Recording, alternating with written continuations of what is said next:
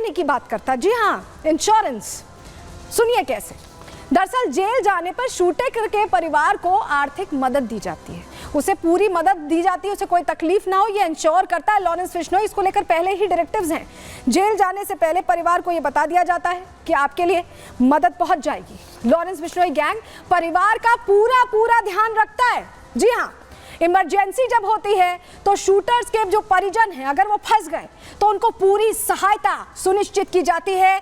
Jail में shooter की सुरक्षा का भी ध्यान रखा जाता है, यानी अगर आप लॉरेंस गैंग के शूटर की लिस्ट में हैं और आप फंस जाते हैं तो आपके परिवार तक तो मदद पहुंचेगी ही, जेल के अंदर भी सुरक्षा सुनिश्चित करने के लिए लॉरेंस एश्योरेंस देता है।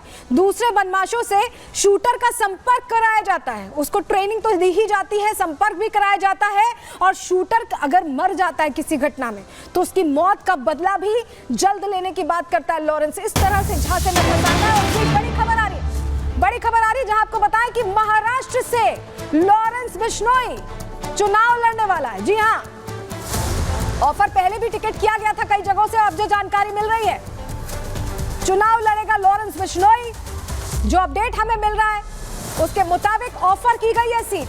ये जो लेटर आप देख रहे हैं बांद्रा पश्चिम सीट से लॉरेंस बिश्नोई को टिकट ऑफर किया गया। हालांकि अभी लॉरेंस बिश्नोई इस पर क्या रिएक्शन देता है, लड़ता है या नहीं, इसको लेकर देखना होगा। लेकिन रिटर्निंग ऑफिसर ने ये जानकारी दे दी है। वो पत्र आपको हम दिखा रहे हैं।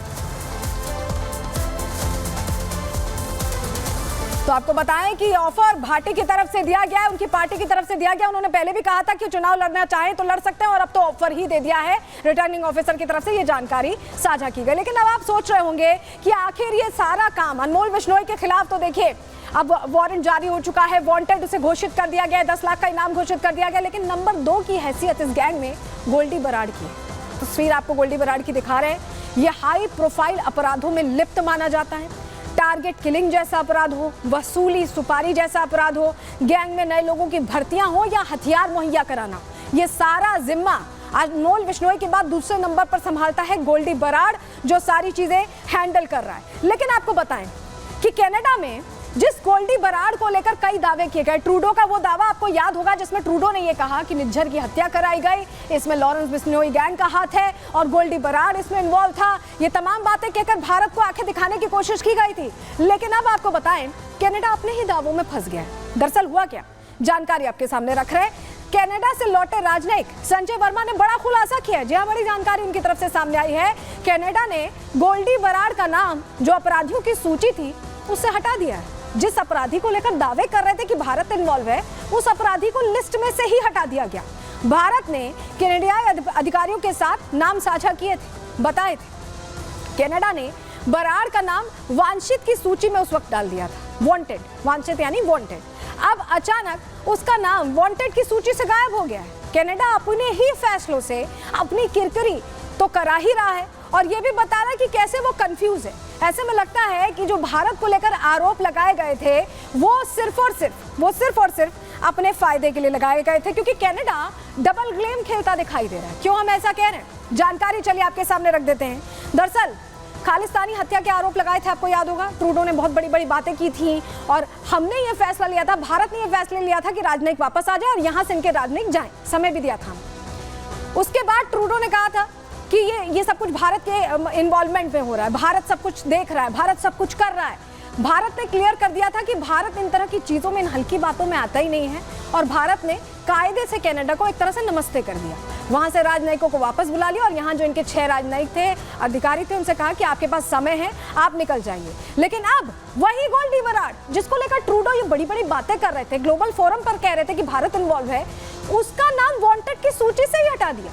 अगर वो वाकई इन्वॉल्व था, अगर भारत की भी इन्वॉल्वमेंट थी, तो नाम सूची से कैसे हट सकता है? ये बहुत बड़ा सवाल है और इसको लेकर अब ट्रूडो को सोचना चाहिए कि वो खुद ही फंस जाते हैं, खुद ही बातें कहते हैं, खुद ही उसमें फंस जाते हैं और एक तरह से पूरी तरह सच्चाई सामने आ जाती है। लेकिन आपको बताएं, अब कनाडा सरकार इसमें फंस तो गई है और गोल्डी बराड़ का नाम आउट कर दिया गया लिस्ट में से, लेकिन एक तरह से आईना भी दिखा दिया है ट्रूडो को खुद ने खुद ही से।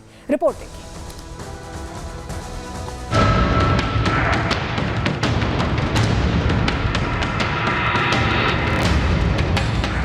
अपराधियों के साथ ट्रूडो का हाथ।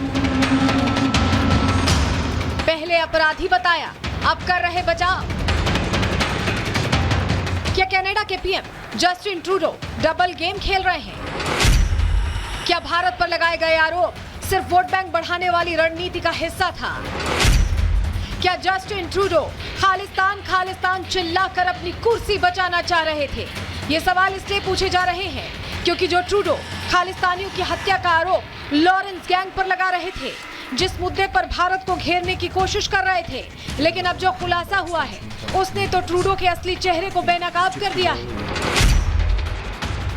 दरअसल कनाडा से वापस बुलाए गए राजनयिक संजय वर्मा ने खुलासा किया है कि कनाडा ने अचानक ही उत्तरी अमेरिकी राष्ट्र में सक्रिय गैंगस्टर गोल्डी बराड का नाम वांछित अपराधियों की सूची से हटा दिया है। हालांकि वही कनाडा है जो खालिस्तानी निग्जर की हत्या के लिए लॉरेंस गैंग को कसूरवार ठहरा रहा था। आप खुद ही सुनिए। The use of organized crime elements, and I will say and it's been publicly attributed and claimed by one organized crime group in particular, which is the Bishnoi Group. So that's what we're seeing here in Canada, and we believe that that group is connected to agents of the government of India. एक जगह तो Canada police Lawrence gang पर आरोप लगाती दिख रही है, तो वही कनाडाई सरकार गोल्डी बराड पर मेहरबान है, जबकि ये बात साफ है कि लॉरेंस के जेल में होने के बाद भी गोल्डी बराड ही वो आदमी है जो पूरे गैंग को बाहर रहकर चला रहा है।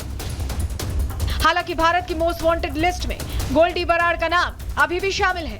भारत ने कई बार गोल्डी बराड के प्रत्यर्पण के लिए कनाडा से बात भी की है, लेकिन ट्रूडो केवल और केवल खालिस्तानी वोट बैंक को साधने के लिए पहले तो लॉरेंस गैंग को निशाने पर ले रहे थे, लेकिन अब गोल्डी बराड को वांछित लिस्ट से हटाकर खुद ही हिट विकेट हो गए हैं। Bureau report, Republic Bharat. तो चलिए, ये तो गोल्डी बराड को लेकर एक बड़ी जानकारी हमने आपको दे दी, लेकिन आपने सुना होगा ज़ीशान सिद्दीकी, जी हाँ, बाबा सिद्दीकी के बेटे, उन्होंने रिपब्लिक भारत से बात करके बहुत बड़ी बात कही थी। पहले ये कहा जा रहा था कि इस पूरे मामले में लॉरेंस बिश्नोई का हाथ है, लेकिन ज़ीशान सिद्दीकी ने जो कहा है वो हैरान करने वाला है, चौंकाने वाला है। क्यों हम ऐसा कह रहे हैं? पहले उन्होंने कहा क्या है, चलिए आपको जरा बता देते हैं। उन्होंने बहुत बड़ा एक तरह से खुलासा कर दिया। बाबा सिद्दीकी के बेटे ज़ीशान सिद्दीकी से रिपब्लिक भारत ने बात की। उन्होंने बड़ा बयान दिया। उन्होंने कहा कि मर्डर से ठीक पहले फेक नैरेटिव बनाया गया, यानी झूठी बात फैला दी गई। अस्पताल पहुंचने से पहले ही लॉरेंस का एंगल इस घटना में ले आया गया। ज़ीशान सिद्दीकी बहुत बड़ी बात कह रहे हैं, आप समझ रहे हैं इशारा किस ओर है। उन्होंने कहा कि गरीब लोगों के घरों के लिए बाबा सिद्दीकी की जान गई, यानी ज़ीशान ये कह रहे हैं कि कुछ लोग हमसे खुश नहीं थे। बाबा सिद्दीकी जिस तरह की शख्सियत थे, बॉलीवुड, राजनीति, दोनों ही तरफ उनके अलग अलग जानने वाले थे, एक बड़ा उनका तगड़ा नेटवर्क था। और ज़ीशान ये कह रहे हैं कि जो लोग खुश नहीं थे वो हमें खत्म करना चाहते थे। आप समझ रहे हैं कितनी बड़ी बात ज़ीशान सिद्दीकी ने, कितना बड़ा खुलासा रिपब्लिक भारत से बातचीत के जरिए किया है।